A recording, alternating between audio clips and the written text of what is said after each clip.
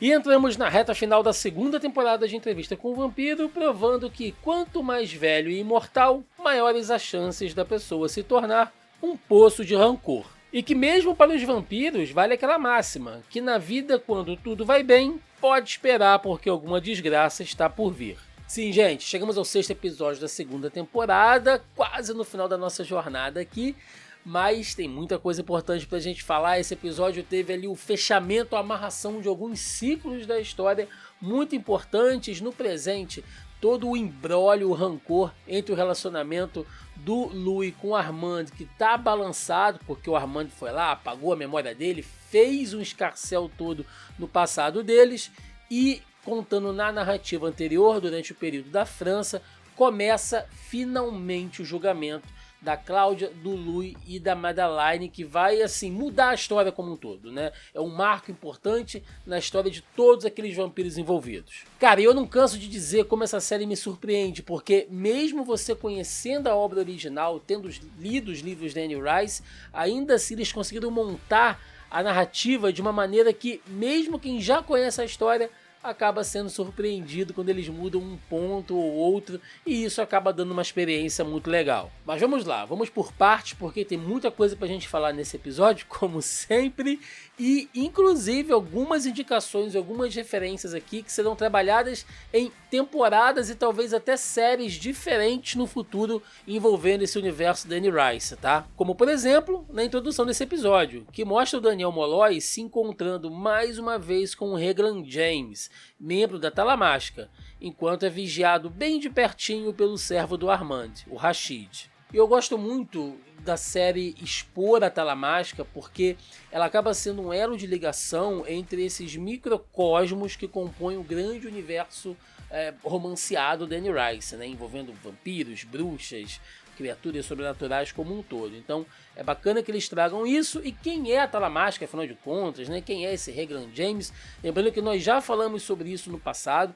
Tá, eu sei que é meio chato fazer esse tipo de coisa, mas é verdade, de repente você está caindo de cabeça, caiu de paraquedas nesse vídeo e não sabe, nós temos aqui uma linha extensa de vídeos anteriormente, onde eu já trabalhei esses pontos, já falei detalhadamente de outras coisas, e a gente chegou num ponto que, infelizmente, a gente vai estar sempre tendo que referenciar, né, indicar vídeos antigos, vídeos passados, para vocês pegarem as coisas em maiores detalhes. Quem está acompanhando a gente até aqui, com certeza vai saber logo de cara do que eu estou falando, mas se você é novo, fica sempre a indicação de conferir aqui a nossa playlist sobre os vampiros da Anne Rice, desse universo da Anne Rice, para entender exatamente do que a gente está falando. Mas vamos lá, resumidamente, a Talamasca, ou às vezes conhecida apenas como a Ordem da Talamasca, é uma sociedade secreta fictícia apresentada nas séries de romances escritas pela Anne Rice. Ela é descrita como uma sociedade secreta criada para pesquisar, investigar, observar e monitorar o paranormal, em particular,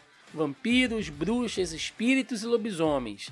Não se sabe ao certo quando ela foi criada, mas tudo indica que tenha sido mais ou menos ali uns 500 anos depois do nascimento de Cristo. Então o que a gente sabe é que eles são uma sociedade secreta, antiga, muito rica e influente. Eles estão presentes no mundo inteiro, seja em governos, seja em meios acadêmicos, sempre tem um membro ali do grupo agindo nas sombras de alguma maneira, tentando influenciar ou pelo menos observar alguns acontecimentos importantes, e eles atuam, né? Eles operam em diversos âmbitos, em diversos estádios, mas sempre os agentes de campo, ou seja, aqueles que vão interagir ali com essas criaturas, que vão para colher informações, geralmente são pessoas com dons especiais. Eles são conhecidos como, digamos assim, os detetives psíquicos, tá? Geralmente são pessoas que têm algum tipo de dom premonitório, ou tem uma empatia muito sensível, consegue sentir os sentimentos das outras pessoas. Então sempre são pessoas com dons especiais para trabalhar nesse campo de investigação sobrenatural. No seu livro Escrevendo o Terror e o Corpo, a ficção de Stephen King, Clive Barker e Anne Rice, a escritora Linda Bradley diz que a Talamasca fornece uma base sólida para o trabalho de Anne Rice, como uma história que remonta séculos e uma espinha dorsal que atravessa o trabalho de Rice, o que a torna coerente em si mesmo. Já Gary Hoppenstedt escreve em A Visão Antropológica de Anne Rice que a talamática representa uma vertente do tema antropológico de Rice em seu trabalho, ao qual ela retorna repetidamente. Há vários antropólogos da talamática ou conectados a ela. E o que isso quer dizer? Basicamente é que a talamática é uma maneira de Anne Rice trazer uma explicação, alguma coisa mais pé no chão para suas criaturas. Afinal de contas, a gente vê essas narrativas geralmente de maneira pessoal, né, em primeira ou terceira pessoa, através de relatos de terceiros, cartas. Então, para você não ter aquela coisa muito expositiva, que é um recurso meio clichê na literatura, né? Você usa a talamática ali como uma espécie até de conhecimento acadêmico desse universo da Anne Rice. O que eu quero dizer?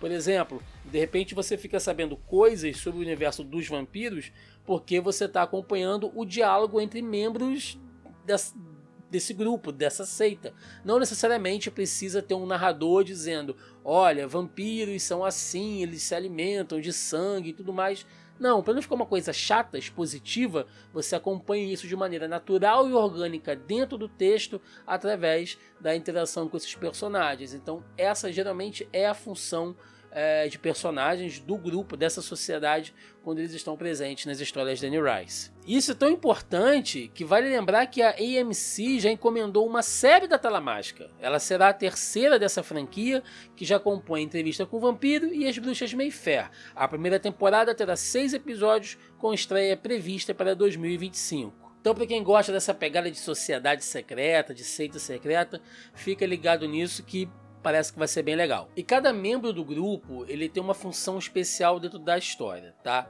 No caso do Reglan James, ele deixa entender pro Molloy que ele está muito interessado nesse livro que ele está escrevendo, que a talamática ela realmente vai proporcionar a publicação desse livro, que caso ele tente fazer isso de outra maneira, que ele mande isso para sua editora, provavelmente esse livro será engavetado e ninguém nunca mais vai falar sobre isso. O que dá a entender de que os vampiros, né, ou os servos deles, enfim, podem estar monitorando o Molloy ou simplesmente podem ter contato ali, ter influência dentro de editoras, jornais, imprensa. Só pelo fato da gente ver o Louis e o Armand, né, ricos, milionários, tratando com a alta elite da Europa, de Dubai, você imagina, né, o que outros vampiros mais ambiciosos e mais antigos podem estar dentro, né, podem ter certa influência. Então, para que o livro saia de verdade, a talamática vai proporcionar isso. Agora, por quê? Essa é a pergunta. Né? Por que é tão importante para eles que isso aconteça? Será que a talamática ela quer que, de certa maneira, as pessoas, mesmo que de maneira subjetiva, comecem a saber o que são os vampiros, né? Sem revelar diretamente o que é, mas será que pode parecer até uma espécie de mensagem cifrada para algumas pessoas, caçadores, enfim, que estejam cientes da presença dessas criaturas, porque algo que vem sendo citado ao longo dessas 2 temporadas é que existe sim uma agitação coletiva no universo vampírico, que inclusive o número de vampiros aumentou recentemente e que alguma coisa pode estar acontecendo. O próprio Louis, no começo da entrevista, fala com o Molloy que ele sente, através dessa mente coletiva, né, que todos os vampiros compartilham ali, que realmente tá para acontecer alguma coisa. A gente não sabe exatamente o que é. Eu venho plantando aqui essa teoria de que talvez a série esteja se encaminhando para que a gente vai ver lá no livro da Rainha dos Condenados, que é quando a Caixa retorna, isso desperta diversos vampiros, traz à tona vampiros antigos, tem meio que uma guerra, uma batalha entre eles ali, então eu acredito que a série pode estar arrumando para esse destino, tá? Mas como é uma obra original também, de certa maneira, ela é uma adaptação dos livros, mas ela traz muita coisa original, a gente não tem como ter certeza exatamente do que será isso. O fato é que a talamática é muito poderosa, ela inclusive também tem os seus espiões, também tem seus infiltrados ali, que é o caso do próprio Rashid. O Rashid, que estava ali tomando conta do Daniel Molloy, na verdade, ele conhece, ele interage ali até de certa maneira com o Reglan James. Acho que o próprio Armand, né, acho que ficou claro que ele não sabe isso, se soubesse já teria matado o Rashid, mas o Rashid também eu não diria que ele é um agente da talamática, mas ele está ali infiltrado, cedendo informações. Inclusive a gente descobre que o Rashid é quem ajudava o Molloy ali, deixando dicas, colocando coisas lá no computador dele, trazendo arquivos e deixando dentro da pasta dele para que ele pudesse acessar, né? Ninguém sabia ainda exatamente quem era esse aliado misterioso que estava ajudando o Molloy com as informações que o Armand estava escondendo. Agora a gente sabe quem era, e era o Rashid. E aí, por fim, só uma última referência aqui, quando o Reglan James diz que o Molloy está fazendo um trabalho muito importante, que é documentar esses últimos fatos envolvendo o Lestat, o Louis, o Armand, enfim, né? Que esse trabalho não pode parar e ele deve sim publicar o livro. É algo tão importante que, se o Molloy não quiser fazer, o próprio Reglan James se propõe a trocar de corpo com ele. Essa é uma referência importante porque o Reglan James, ele é um dos personagens do livro O Ladrão de Corpos, que faz parte das Crônicas Vampirísticas de Anne Rice, que é um livro onde esse personagem, o Reglan James, ele está doente, ele está morrendo, e ele chega para o Lestat e faz uma proposta de trocar de corpo durante um dia, né, que ele gostaria de experimentar a imortalidade durante um único dia antes de morrer. Ele daria chance ao Lestat para poder sentir as coisas como um ser humano de novo, né? Poder ver o pôr do sol, poder ir à praia, alguma coisa nesse sentido, já que ele tem esse poder, né, de transferência de mentes, como eu falei, né? Os membros dessa organização, muitos deles têm dons psíquicos especiais, ele propõe isso ao Lestat. Só que, vocês imaginem, né? Um cara que está morrendo, de repente recebe o corpo de um vampiro, será que ele vai querer devolver? Será que as coisas vão sair como ele prometeu? Pois é, mas isso fica para uma outra história quando a gente falar do Ladrão de Corpos, a gente cita melhor sobre isso. O fato é que durante a entrevista como um todo, o Louis está o tempo inteiro espetando o Armand ali, deixando claro que ele não está feliz com a situação, que ele não gostou de se lembrar do que esqueceu, digamos assim, né, de saber que o Armand influenciou na mente dele. Então, durante todo o decorrer desse episódio, fica um atrito ali entre eles. A narrativa da entrevista volta ao passado, e basicamente tudo que é mostrado nesse episódio é a transformação de Madeleine em vampiro, e como isso afetará diretamente a história de todos os envolvidos. E para entender a função e a participação da Madeleine na história, a gente tem que entender a própria situação da relação entre o Louis e a Cláudia, que no livro e na série são diferentes, mas no fim das contas acaba sendo a mesma coisa, né? Por quê? Eles chegaram até ali, tiveram uma trajetória, um percurso difícil, desde a vida com o Lestat, aquele rompimento tentando matá-lo, fugindo de Nova Orleans, atravessando a Europa, tendo contato com os vampiros selvagens antigos no leste europeu, até chegar à França, acabar se integrando ao teatro dos vampiros. Então é uma jornada longa e complicada entre eles. E nesse momento, a gente já falou sobre isso em vídeos passados, o Louis se sente liberto, ele está gostando de ter contato com esse novo mundo, com essa nova cultura, com esse sentimento pós-guerra, os novos artistas. O Louis está realmente se descobrindo, ele está vivendo a sua imortalidade, ou pelo menos tentando de maneira mais leve, né? Encontrou um novo amor no Armand, e a Cláudia, que sempre quis encontrar com outros vampiros, finalmente conheceu o clã do teatro, mas ela viu que realmente não era bem o que ela esperava que fosse, e ela está servindo ali mais como uma serviçal do que fazendo parte daquela irmandade, né, de maneira igualitária.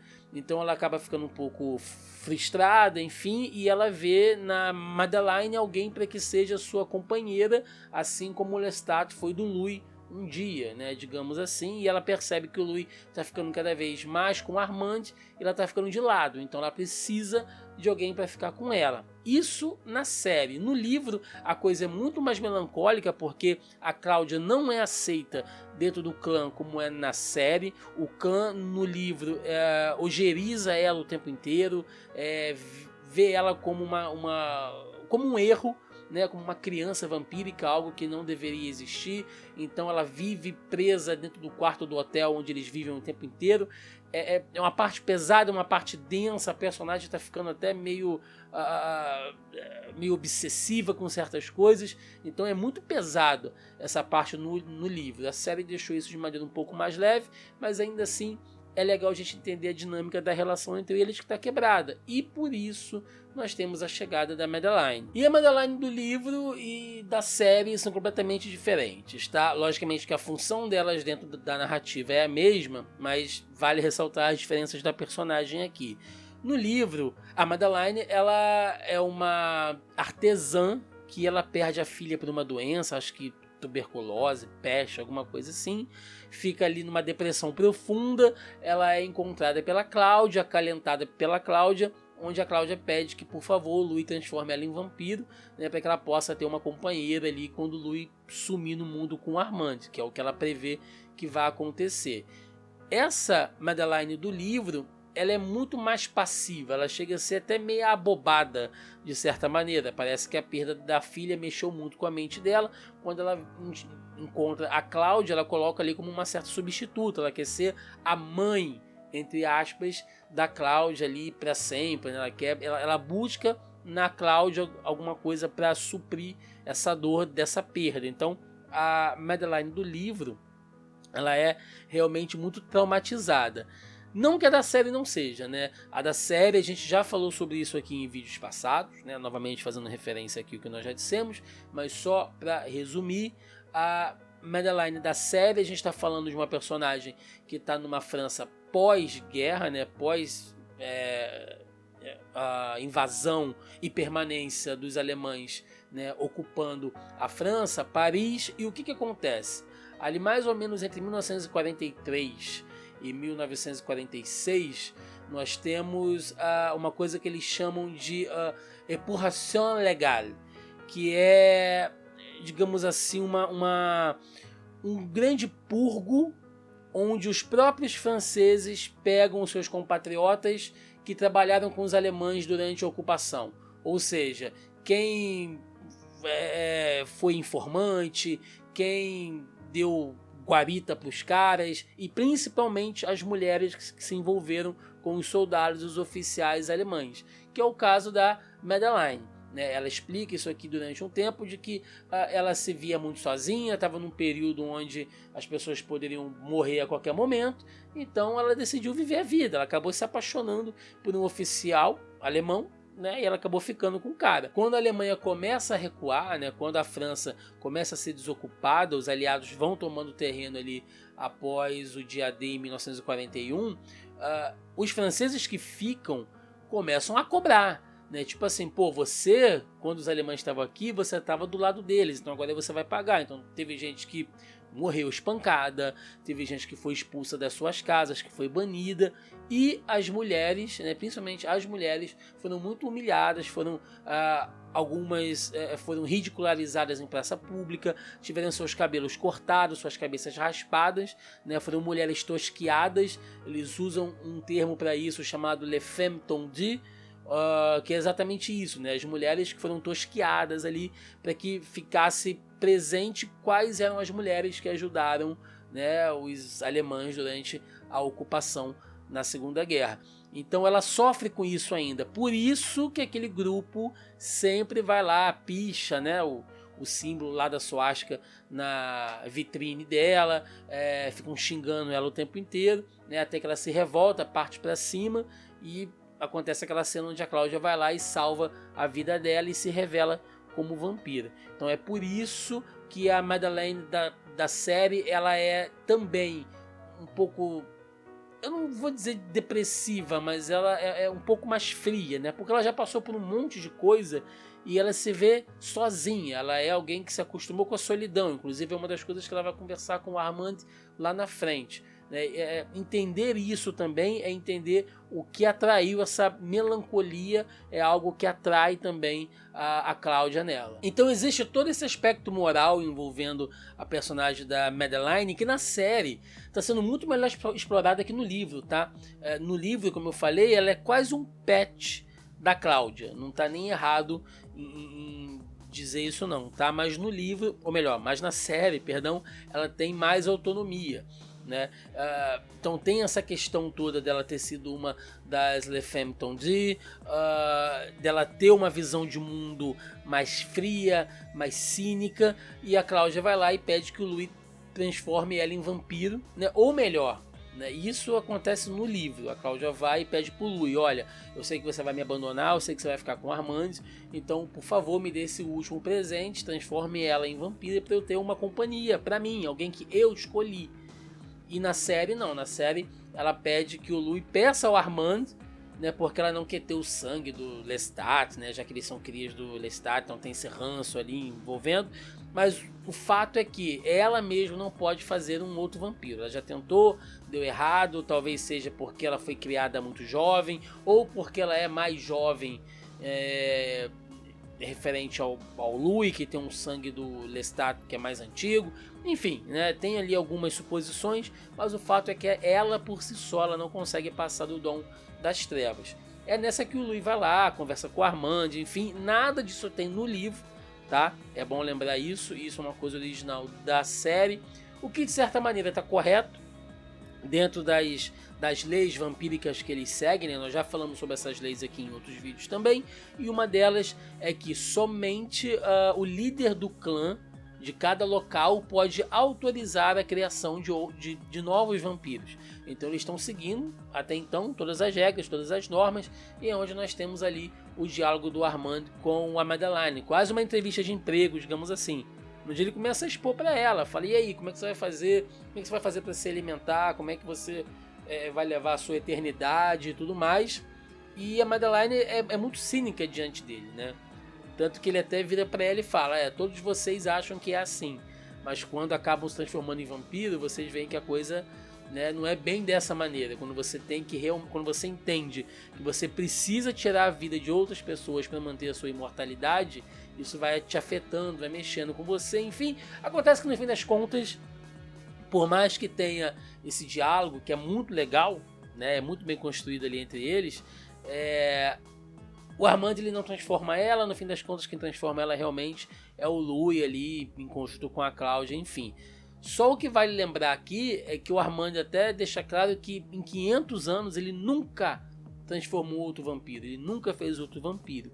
E isso tem muito a ver com a criação dele. Lembrando que o Armand ele foi criado com a visão punitivista. Quando ele é transformado em vampiro pelo Marius, lá em Florença, e anos depois ele acaba sendo sequestrado pelo clã dos Filhos de Satã de Roma e depois enviado a Paris, enfim, ele passa por aquela lavagem cerebral toda, onde o dom das trevas é visto por uma visão cristã medieval, né, de que ele tem uma maldição, enfim, tudo isso, de novo, já falamos em vídeos passados, mas só para a gente tentar entender qual é a visão do Armand, e por isso como ele vê, como ele se enxerga ainda, né, como ele tem esses resquícios morais de se enxergar como alguém que carrega uma maldição, ele faz de tudo para não passar aquilo para frente. Diferente do Lestat, que sai transformando todo mundo em vampiro, né? Mas o Armand não, o Armand enxerga como algo ruim, e é por isso também que ele nunca transformou outro vampiro em 500 anos. O fato é que a criação da Madeleine como vampira é um marco no relacionamento e na história, ali na interação da Cláudia com o Louis, né? A Cláudia começa realmente a se voltar mais para Madeleine, o Louis sente esse quebra, esse racha entre eles, mas também acaba se dedicando mais ao Armand. Aos poucos realmente eles vão se separando. E aí nesse ponto também, só para não deixar passar batido, que eu achei importante, tem uma cena curtinha, um diálogo curto do Louis com o Armand, quando eles estão falando, eles estão debatendo sobre uma pintura, né, do Wols, que é um pintor alemão. E é uma cena que pode parecer realmente boba, nem nada demais, mas ela mostra um pouco pra gente duas coisas. A primeira é como o Louis se transformou em um grande curador, né, em um grande negociador de arte, e como a visão artística do Louis e do Armand é diferente. E aí, só pra gente contextualizar, Wols, que é um pseudônimo de Alfred Otto Wolfgang Schulz, que é um pintor que nasceu na Alemanha, mas passou boa parte da vida em Paris. Lá ele foi violinista e fotógrafo até se tornar pintor.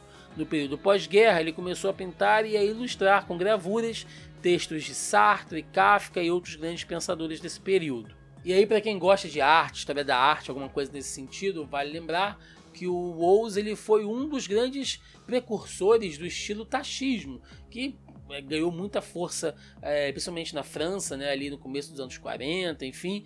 Então ele acabou também nesse período agregando muitos outros artistas junto de si. Inclusive, né, o nosso glorioso Antônio Bandeira, que foi e eu não estou falando do ator Antônio Bandeiras não, tá, gente? Estou falando do Antônio Bandeira, um dos nossos pintores e artistas mais influentes brasileiro no mundo inteiro, tá? O cara que está presente aí em grandes obras de museus e coleções particulares. Então, o Antônio Bandeira, que é um grande nome da arte nacional, também estava lá juntinho do Ouza aí e compartilhou, né, desse período artístico. Foi um contemporâneo artístico dessa época. E aí, pra gente não se perder muito nesse assunto, mas de novo, né, é legal a gente prestar atenção nesses detalhes, porque, como eu falei, isso mostra que o Louis ali ele já tinha uma visão clínica para esse tipo de arte. Ele estava vendo alguém ali que estava se destacando, que no futuro aquele quadro poderia valer bastante, né? Porque o Louis ele tem duas grandes vantagens. Ele tem duas coisas nele que são muito boas. A primeira, ele é um grande empreendedor. Ele é um grande gestor de negócios, como a gente já viu em temporadas anteriores, inclusive durante a vida dele em Nova Orleans. E segundo, ele acaba tendo uma visão clínica para a arte muito boa. E aí você imagina um cara que passou, sei lá, os últimos 100 anos, praticamente, tendo contato com grandes artistas no seu auge, na sua época, esse cara conseguiu ver em loco ali a criação de diversos meios, expressões, né, obras artísticas sendo feitas. O cara enriqueceu com isso aí ao longo de décadas. Então isso explica bastante da fortuna dele, já que no tempo presente a gente vê ali em alguns momentos ele e o Armand negociando arte lá no apartamento luxuoso deles lá em Dubai, né? E o outro caso é você vê também um pouco de novo, né, da diferença de visão de mundo do Louis pro Armand. O Armand, que é um cara foi criado em Florença, que teve contato com os artistas desde o estilo clássico helênico até a arte barroca, né? Nós já falamos sobre isso aqui, o cara que viu, sei lá, Michelangelo, Caravaggio, né, o próprio Da Vinci, teve contato com essa galera inteira. E o Louis é um cara mais do tempo presente, uma coisa mais modernista, digamos assim, né? Apesar de não necessariamente ser isso, mas enfim, né? A galera que tem mais conhecimento aí de história da arte pode falar melhor.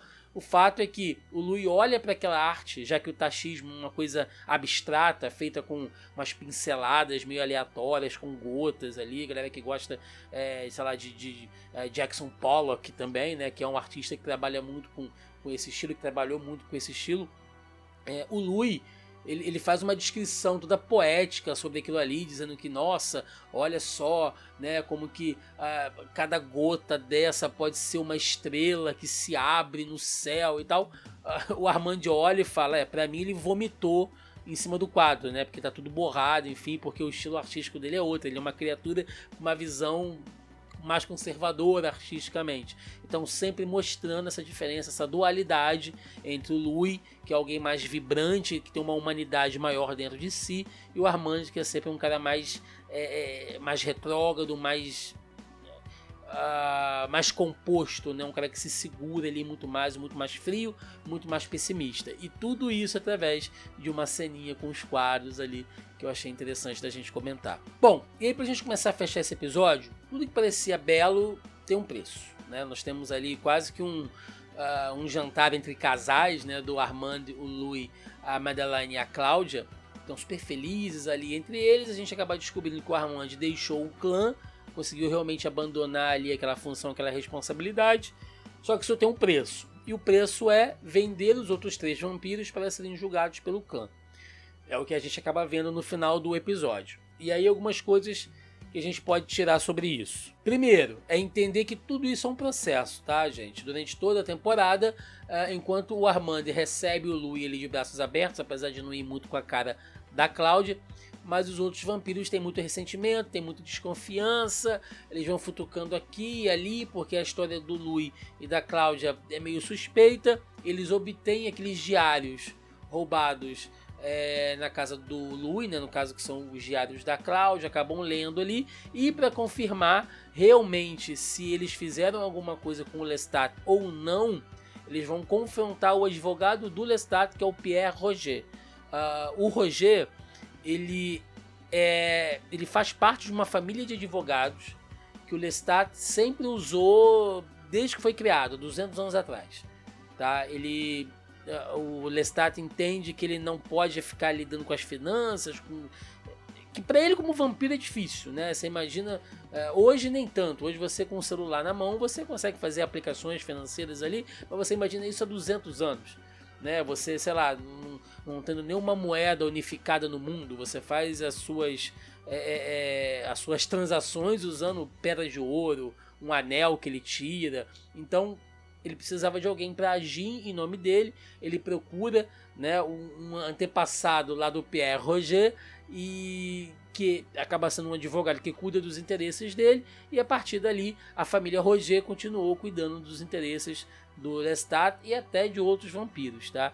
E aí a gente vê lá que aquelas vampiras do clã do teatro chegam nele, começam a querer saber, né, sobre o Lestat, enfim, o cara se recusa a falar, e o Santiago, através delas, usa telepatia para dominar a mente do Roger, para extrair essas informações enquanto ele está no palco recitando um texto com o Armand ali, com outros vampiros. Ou seja, isso mostra também um pouco desse poder do próprio Santiago, né? E como o cara é assim sagaz, né? Como o cara é maldito ali, você vê que ele está olhando na cara do outro, falando alguma coisa, mas a cabeça dele tá lá longe, manipulando, dominando a mente de outra pessoa, e assim ele descobre que realmente a comunicação com o Lestat foi interrompida. Então isso corrobora ali a suspeita deles de que o Louis e a Cláudia teriam matado o seu criador, que é um grande crime, e por causa disso eles serão julgados. E aí esse episódio termina com 3 coisas importantes pra gente ter em mente, tá?